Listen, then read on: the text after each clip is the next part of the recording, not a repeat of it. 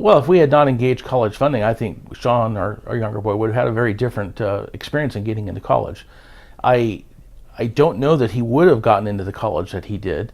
And had he, I don't think that there's any chance that he would have gotten the same financial assistance. And we certainly would not have been in a position through our changes in our asset management and our tax situation to pay for his school the way we are now. To be blunt, we're in a situation where all the money that I saved for both boys, intending that to be their college funds, sits in a retirement fund.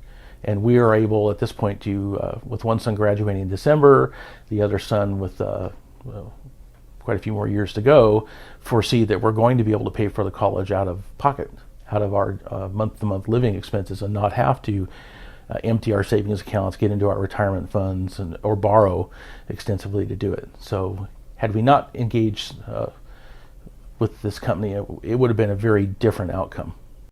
You know, there was a lot of things that they did early. One of the earliest things that college funding did with Sean was to put him through a personality profile test and to try to see where his academic strengths were and where his desires and personality would really lead him in an educational career.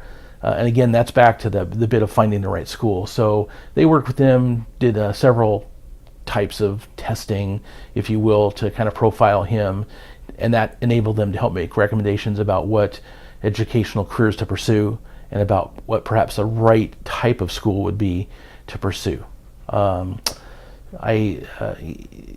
Some of the other things were, maybe not so profound. There was preparation for doing the essays that you have to submit with the applications. It was review of the essays. It was making suggestions on how to modify the style or the tone of the essays. There was a lot of the little type of assistance that he had involvement with the representatives, and really that was kind of the extent of his direct involvement.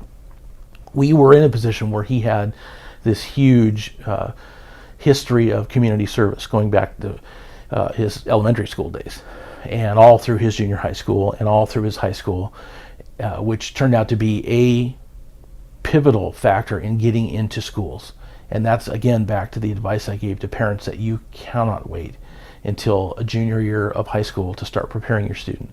We were told point blank by several of the admission counselors that we dealt with that he had done an excellent job of setting himself up to stand aside from the crowd because of his multi-year of community service, his continual involvement in nonprofit organizations, not for a season or 2 seasons or a year, but for 6, 7, 8, 9 years in a row, and some of his other community service exploits.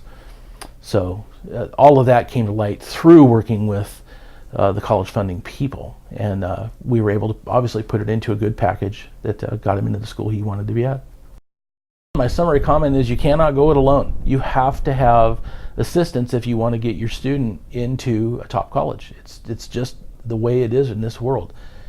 Everything about our current world is highly competitive, and everything is money driven.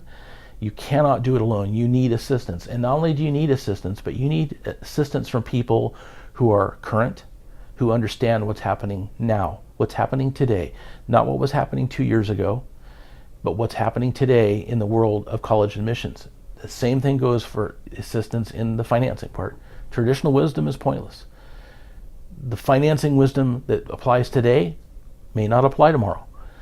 So when it comes time to get your student prepared for school, which is about 7th or 6th grade, you need to start looking for help. You need to start looking for someone who will monitor, plan, adjust, and adapt to the changing college admissions world and the changing financial world if you want to succeed. And that would be, if I gave a 30-second talk to somebody, that would be it. And I have done that. I have talked to quite a few people who have students coming up toward college, or people who I know have kids in junior high school, and I start hammering on them about, you got to start working now. You cannot wait. So that is not only the advice I would give, but the advice I have given to people.